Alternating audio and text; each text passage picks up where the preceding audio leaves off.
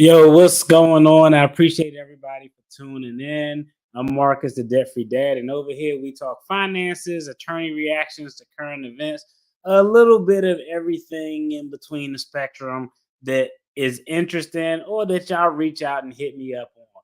So today's topic is going to be one because it's really not about finances per se. We're going to dive into some sports news today. We're gonna talk about LeBron James and his son Bronny being drafted. If you find something you like in this video, I'm gonna ask you definitely support this channel. I'm not selling you nothing, trying to teach you how to sell you a course on how to invest or make money in 30 days.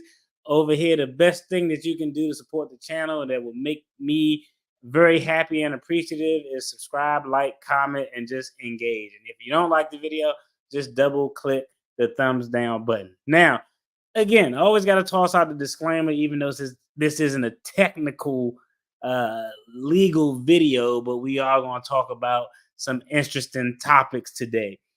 I always got to toss out a disclaimer. I'm a licensed attorney. I'm licensed in multiple jurisdictions because I recently had to pay a lot of bar dues. But none of those places I paid those bar dues to are amount to me being your counsel. Okay, I'm not your counselor at law. So if you're looking for legal, financial advice, seek a professional in your area, somebody who could get you squared away, or somebody who could look out for your best interest because they have a fiduciary duty. Now, let's talk about it. I'm sure everybody know who LeBron James is. If you don't know who LeBron James is, I just don't know what to tell you. You might have to turn to another video. But hey, he's an NBA billionaire. Everything from playing in the league, TV production, movie production, game shows. He has his hand in the NBA sports agent realm, even though it's technically not his agency, but we all know who runs Clutch Sports. So he has his hand in everything. Now, we're going to talk a little bit about nepotism, okay? Because LeBron James has two sons. One recently selected with the 53rd overall pick in the second round, Bronny James. His youngest son, Bryce. Hey, before we even start, I'm just going to put this out there. Bronny did not hit the genetic lottery, but I think the youngest son, Bryce, did. I think Bronny's like 6'1". They list him as 6'3", but he like 6'1". He like an inch taller than me. Athletic, can do all of the shooting and has good basketball awareness and fundamentals because he's been taught by the best. He probably had the best trainers and the best coaches and the best everything that money can buy. But the youngest son, Bryce, I think he's like 16 and he's like 6'6". Like this dude might be he might actually be bigger than LeBron James when it's all said and done. But hey, son number one didn't hit the genetic lottery. Son number two did. So everybody is going crazy, and it's funny because I don't know. Maybe it's just because I'm in the black YouTube space and I see a lot of black YouTubers. But everybody talking shit about Bronny James getting to the league. They saying he didn't earn it. His father handed it to him. So I wanted to, let's talk about this video, talk about what's going on. Historically, these things happen all the time. And I'm going to give my opinion on whether or not, hey, did LeBron make the right move? Did Bronny earn it? Was it given to him? We're going to talk about it. Before we dive into this, I'm going to give y'all a history lesson, okay? A lot of people don't know this about your boy, but DFD is a history buff. I like studying all sorts of ancient histories, ancient cultures. I mean, everything from how the first emperor of Japan and samurai times to ancient Rome to Sumerian history. I like all of that stuff. Okay, so let's rewind it back. Okay, we're gonna go back to ancient Rome because this story that I'm about to tell y'all, this history lesson, is something that I hope doesn't happen with the LeBron James Bronny situation. All right, one of my favorite Roman emperors of all time is or was Marcus Aurelius. Marcus Aurelius, that's my namesake. But Marcus Aurelius is one of the most productive Roman emperors to ever rule over Rome. Now, initially, he co ruled with himself and his brother, which was odd, but sometimes that happens. So stick with me on this history lesson because it's going to circle right back around to Bron and his son Bronny. So Marcus Aurelius co ruled Rome with his brother. His brother passes away during the war. Now, at this time, it was unheard of for a Roman emperor to have a natural born son. What would happen before Marcus Aurelius? Roman emperors would have kids, it would be girls, or they have daughters, but they never had a natural born son. Marcus Aurelius' son's Commodus was like the first natural born son of a Roman emperor in like something crazy, like 100 years or something like that. So, what do you think gonna happen? Okay, Commodus was raised. He wasn't raised to be an emperor, but being the first natural born son of a Roman emperor in like 100 years, what did Marcus Aurelius do? He passed the throne to his son. Why? His son technically didn't earn it. Everybody knew that Commodus didn't have it. Marcus or his own father probably knew that he didn't have it. But what was his father going to do? Give it to somebody else, adopt another son, and usurp his natural born son? No. Marcus Aurelius did what I think most fathers would do. He passed the throne on to his son. And what did his son do? His son proceeded to fuck it up. He couldn't hold on to what his father gave him. And I tell that story because people have been giving their children things to put them in a position to be successful, whether or not they earned it, whether or not they could stand it for hundreds of years, for thousands of years. People have been doing that type of stuff since the beginning of time. So, with that history lesson, let's put it into context because the first thing that I always hear is NBA owners, they hire their staff. Bill Belichick hired his son. Giannis has his two trash brothers on his team, and they can't play worth a damn. But let's take it out of the sports context, okay? I once watched a documentary about CEOs of some of the biggest companies in the world. One of them were UPS. Well, the CEO, the owner, the boss of UPS, he had his son, and you would think he would hire his son to do something upper level, but no. This CEO actually hired his son and made his son go work in the loading bay. His son worked in the loading bay, loading up the UPS trucks. After some time there, what did he do? He moved on to start driving the trucks. He made his son work in all of these other places before he actually gave him a shot at a real position of power that could have some impact on the company. Because if you're going to exercise your nepotism, and I'm all for exercising nepotism because, hey, trust me, I hope that someday I can give my son something and put him in a position to achieve something to help him accomplish one of his goals. But the takeaway is when you have a corporate structure, you can you can use nepotism to give your child something, but because of that corporate structure, you can kind of hide them. Okay, and I've seen this happen so many times. I've seen partners at law firms hire their child, and their child didn't go to a top tier law school. They didn't go to Harvard or anything like that. Their child went to a lower tier law school and finished probably in the bottom 50% of the class. Do they not hire their kids? Of course they hire their kids. Now, do they give their kids the same start as the Harvard graduate? No, but they do hire their kids. So when you're looking at it from a business standpoint, most times people who run businesses, if you're running a corporation, you can use your nepotism to put your child in a position. But if they don't necessarily have the talent and you have to cultivate them, you are at least in the position where you can kind of hide it. Okay, I'm gonna bring my son in, but instead of putting him uh, in the marketing department, I'm gonna start him in sales so he can see how things go on the ground floor. Then after sales, I'm gonna move him up. So that's how it's normally done. With the with an NBA team, LeBron isn't the owner. He's a player on a team who exercises a shitload of control. And I'm gonna be honest, I think the Lakers are stupid for capitulating all of this stuff. But with that being said, LeBron is the best player on the team. He's a superstar, a guaranteed Hall of Famer in the GOAT conversation. With an NBA team, he can't exercise his muscle. He can only exercise it in one way. You're either on the team or you're off the team. There's no way he could have went to the Lakers and said, "Hey, I want y'all to pick up my son, but put him in the G League, put him in the developmental league. I don't want him to be on the main roster." If it's LeBron James' son's dream to be in the NBA, I don't give a damn how everybody else perceive it. I think most fathers are going to do what they need to do to try to help their child accomplish that dream, even if that's putting them in the position to get something that they may not have technically earned. Because in the title of this video is nepotism or hard work, and my son saw it and said immediately is nepotism, and I was like, no, I think it's a little bit of both. Has Bronny worked hard? Yeah, I think Bronny worked hard.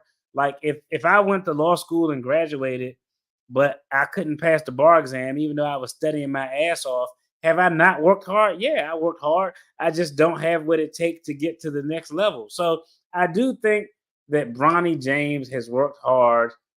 I think that's true. Do I think Bronny James would have been drafted by an NBA team if LeBron James wasn't in the league and didn't play for the Lakers? I don't think that that's the case. Just personally, I think it was something that his father handed to him. I'm gonna give him credit because, hey, I think that's a beautiful position. A lot of people will never be in a position where they can sign a document and give somebody else a job. Trust me, I've been in that position before where the person didn't have to go through an interview. I just signed a document and it actually came back, I think, to bite me in the ass. And it's something that I'll probably never exercise again. But I don't know, I might tell that story a little bit later on. So that's kind of my take on it. I think that Bronny worked hard, but I don't think he has the talent to be on an NBA roster. That's just me personally. I don't think he has the talent to be on an NBA roster, but I think that his dad, hey, flexed his muscle and he used his muscle to get his son drafted by the team that he's played for. Now, let's take a look at this contract, okay? Because this is where it gets interesting, okay? It's one thing to be drafted, okay? And it's easy to determine what a person's contract should be. You look at a similarly situated player. If I got drafted number 4 in the draft, I would look at what the number 4 pick from last year got. Then I would look at the collective bargaining agreement to see how much NBA revenue went up.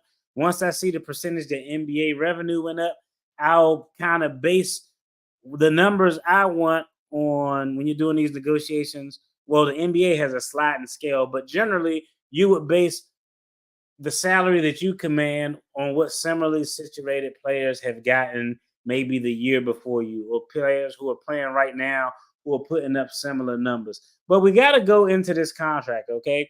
Because some people are out there saying that Bronny got it, he worked hard. And, we can agree to disagree. I think he worked hard. I don't think he had the talent, but I think his father did what any father would have done, what I would have done. Now, when we look at this contract, though, I'm definitely going to say this contract is straight nepotism. Let me pull this contract up real quick. I thought I already had it queued up. Let me pull this contract up real quick. All right, here you go. All right, let's go ahead and pull this contract up. Let's make this contract a little bigger so we can actually see it. Okay. Now this contract screams nepotism. Okay. You have an arguable point that Bronny James deserved to be drafted at number 53 in the second round. I think the 52nd pick was like cash compensation. So like, if you want to argue whether or not he deserved to be drafted at that point, I think there's arguable points. Again, I still don't think he had the talent to get there on his own, but it's arguable.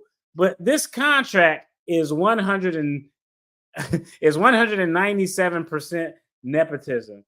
He's going to be in the shadow of his dad for probably most of his life. Yeah. Yeah, might as well cash in early. Yep. So, hey, we're going to talk about the numbers. Let's talk about his contract. Bronny James' surprising contract details revealed after LeBron's 104 million Laker deal. So LeBron essentially signed a max contract. LeBron's max contracts are always short because he likes to play to the end of his contract, then hit him over the head again for another max contract. But I want y'all to pay attention to what Bronny got as his contract and what the number 53 pick from 2023 got as their contract. This is nepotism, and hey, I ain't mad at it. Help your son secure the bag, even though me personally, if I was LeBron, I would have went an alternate route. You know, even after my son playing days, I would push him into another profession, but we'll talk about that a little later. Laker rookie Bronny James signed a fully guaranteed contract. That's crazy. That's wild. A fully guaranteed contract for a second round player is damn near unheard of. Like I've never heard of it before until now.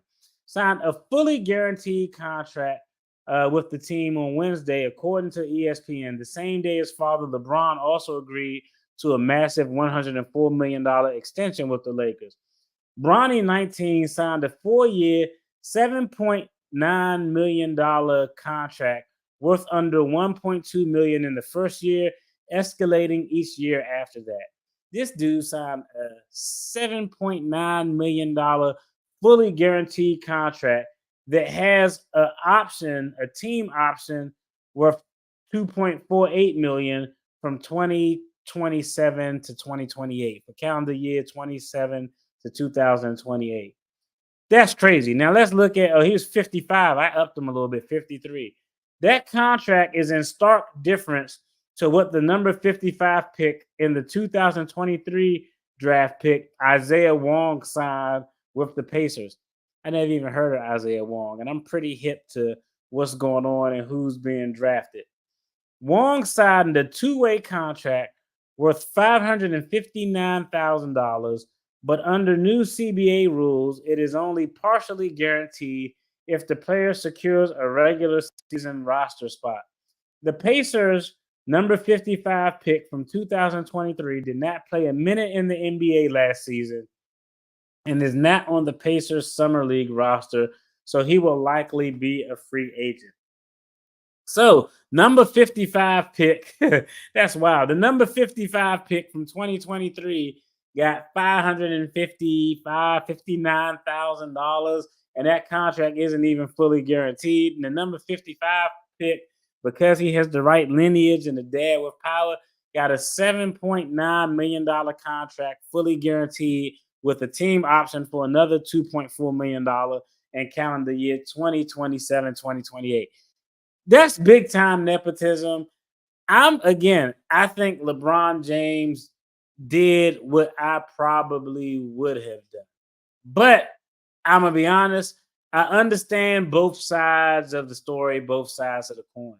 And y'all let me know what y'all think in the comments. But this is my take, okay? If I was, and they got to stop calling him Bronny. It sounds like call him Junior or JR or something. But if I was LeBron James Jr., I'm Bronny James, right?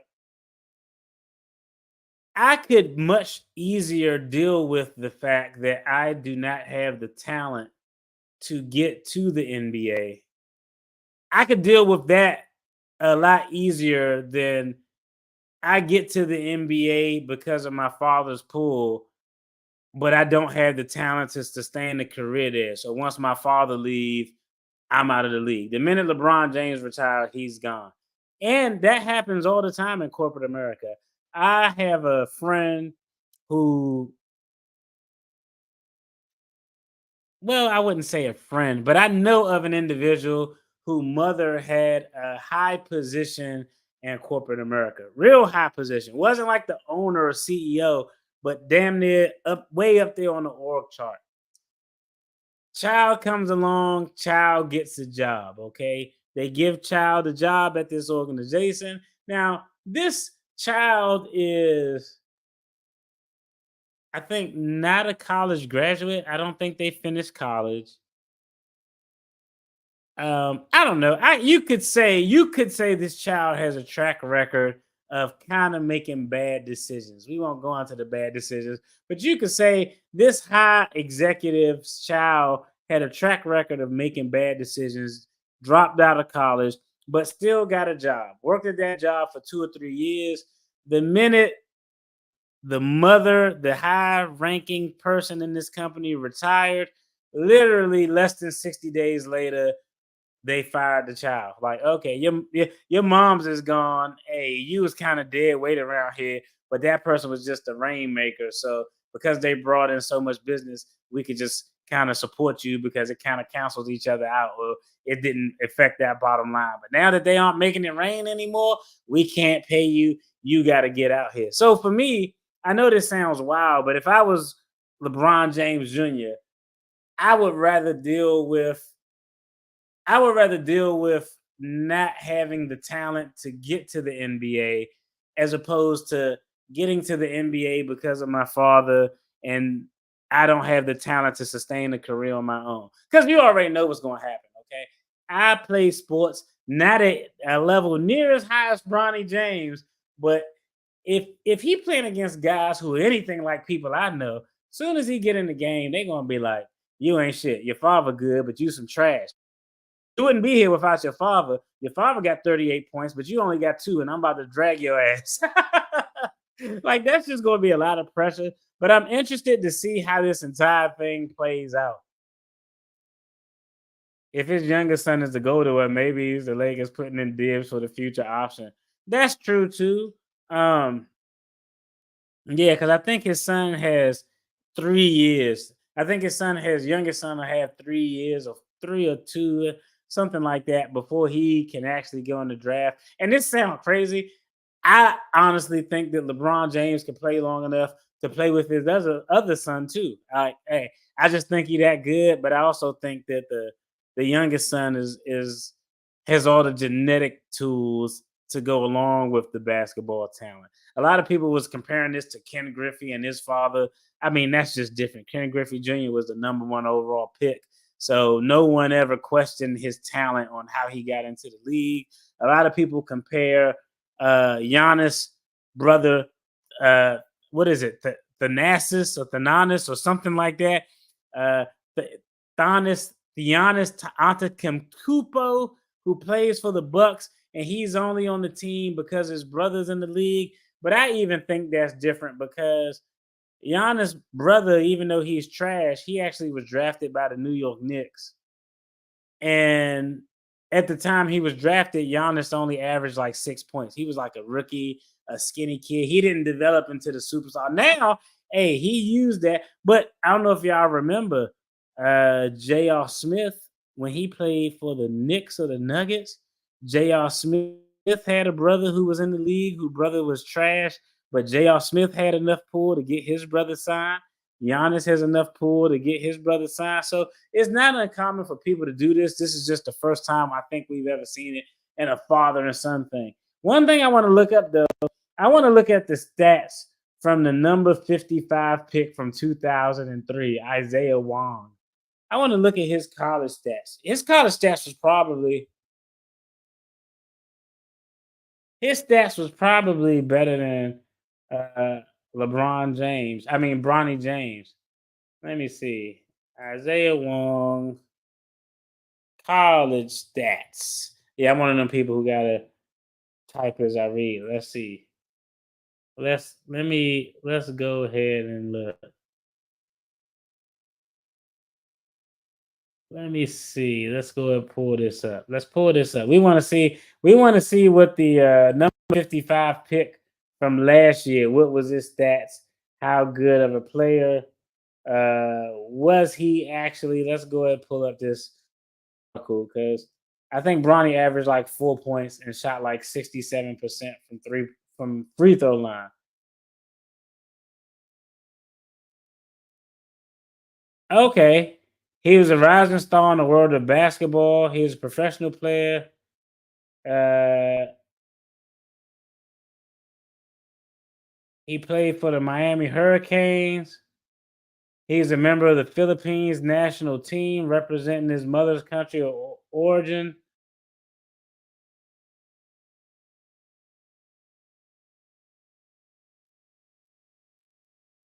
Yeah, this dude, I don't even know. I didn't even look at his I didn't even look at his stats. But yeah, in college, this dude, Isaiah Wong. is who was the 55th pick in last year's draft, uh, is definitely better than what LeBron James Jr. was in college. He has earned awards and honors such as ACC Rookie of the Week, the ACC All Freshman Team, and the All ACC Third Team. He has attracted the attention of NBA scouts and analysts who will consider him a potential draft pick in the future. High school stats. He probably scored. Isaiah Wong was a Piscataway, New Jersey. Oh man. Oh yeah, this dude got offered scholarships out of high school to play for Villanova, UConn, Clemson, Pittsburgh, but he chose Miami. Oh man, this dude, man. Yeah, okay. I feel more validated now that we looking at Isaiah Wong's stats, okay? Bronny James stats, averaged 4 points. I think it was 2 rebounds. He shot 67% from the free throw, 29% from the 3 point line. So those was Bronny James stats in a nutshell. When we look at Isaiah Wong college stats, let me just go ahead and read this to y'all. Let me go and read this to y'all if y'all can't see it. This is the person who was drafted number 55 last year, who got a $500,000 contract that wasn't fully guaranteed. And LeBron James Jr. drafted 55 this year, 7.9 million fully guaranteed, with a team option for another 2.4 million after the initial years of his contract. Wong was a college basketball player for the ACC Miami Hurricanes. As a rookie, he averaged 7 points and 3 rebounds a game. He played a second year as a sophomore. He averaged 17 points, 4 rebounds, 2 assists. As a junior, he was named to the All ACC first team. That's crazy.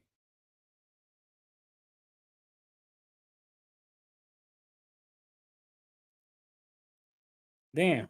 That that dude led them to the Final Four. So the moral of this story is, yo, if you got a father or somebody in your family who got some power, hey, you got to utilize that and leverage it for your advantage. Hey, I don't think again.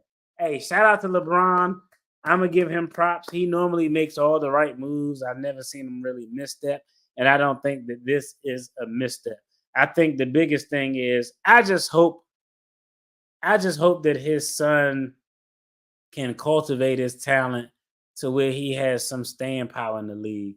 Somebody told me today, literally a guy told me today, he think that Bronny's going to be better than his father.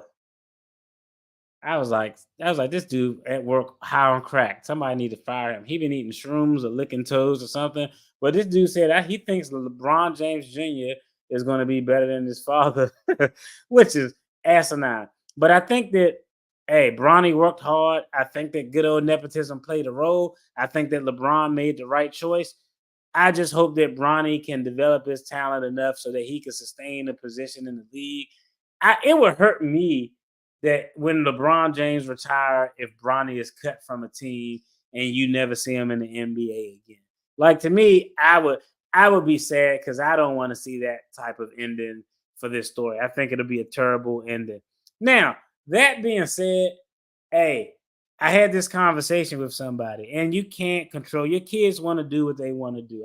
I fully believe that Bronny James wants to be in the NBA and play basketball with his father. I believe that. But if I were LeBron James, I would be like, nah, you need to get over there with Uncle Rich Paul. The money that's going to be able to sustain this family for the next 10 generations is already they're already good because LeBron is a billionaire. But hey, that agent money, clutch sports money that Rich Paul got, that's going to be the money that's going to last and have the staying power. Bronny 7.9 million that he going to get paid over 4 years. Nah, like LeBron James Jr., what he should do, he have his stint in the NBA, but he needs to get into the same in the clutch sports. He needs to either go to college. He needs to, I don't know, go get a business degree, get a law degree, do something. I know some of those agents they used to back in the day require you to have an advanced degree. It was the Rich Paul rule because Rich Paul just had a high school diploma, and they was like, we got to keep this dude out because they're getting too much power over there at Clutch Sports. But I think a smart decision for him would be to put his agent's hat on and learn how to represent people in the league. I think that Clutch Sport is going to be probably for the next 2 or 3 decades the premier agency in the league because they always got LeBron James as the face. And if it's good for LeBron James, everybody else like it's good for me. So that's kind of my take on it. It's just gonna be interesting to see how it plays out, and I hope it works out for him. But yeah, a lot of people hating on him. I'm not hating on LeBron. I think it was a smart move. It's probably the move that I would have done. I just hope that Bronny can sustain it, and if he can't, I hope he can pivot towards something else that he finds happiness with and enjoy doing that satisfy whatever his need is to determine and make and create his own success. That's just kind of that's kind of my take on it. That's it. Y'all let me know what y'all think in the comments. I think next Friday, I haven't done one all year. I used to do lives where I collaborate with people, and then it was just no, it ain't an Amber Alert. What's going on? Uh-oh. Let's see what that say. There's always some nonsense going on. But yeah, I used to do a lot of lives and collaborations. I think I'm gonna start getting into that. I'm gonna try to see if I can set one up for next Friday. I mean, this year just kind of been busy. At the start of the year, your boy was unemployed. Then I had some temporary employment. Then it took me like 5 months to get back to employment where my pay was comparable or more than what it was at my legit job. So it's just been a lot going on. Then I got this job, then new job, you got a learning curve, so you got to learn things. Then February, March, April, May, June, then all last month I was the acting chief on my job, which I probably don't want to do full time, but that's a whole different story. But I've been just real busy, but I'm gonna get back, starting this month to putting out more consistent content, and I think I'm gonna go back to bringing folks on to do lives where we just talk about whatever's cracking, their finance situation, current events, everything in between. So y'all let me know if y'all enjoyed those lives that I used to do. I think I'm gonna bring those back. I might do one next Friday with a content creator, young brother. I think he in his late 20s, young brother who's an engineer. I've been checking him out now for a couple of years, and go check out his channel. It's Before the Billions, but he lost his job as an engineer. Now he's kind of tracking that journey, and I thought it was interesting watching his videos, and considering that's something that I went through. I was like, hey, I should bring him on the show, see if we could chop it up. So me and him gonna try to coordinate something. Y'all go check out his content. He got pretty good content. Interesting guy. He funny, and I don't even think he know it. He's a hilarious guy. But y'all check out his content as always. I appreciate everybody who tunes into the channel. TC, I appreciate the comments and the interaction as always. Y'all take care. Y'all be blessed. Enjoy y'all 4th of July. These fools are gonna be shooting fireworks off for the next 2 weeks. That's how I go. I don't know how they got that much money to have those loud ass fireworks for like all the way to August 4th. But yeah, once 4th of July come, it's gonna be like 2 weeks, at least 2 weeks of nonstop fireworks at ridiculous times of the night. It's insane. Y'all take care, be blessed, stay safe. Peace.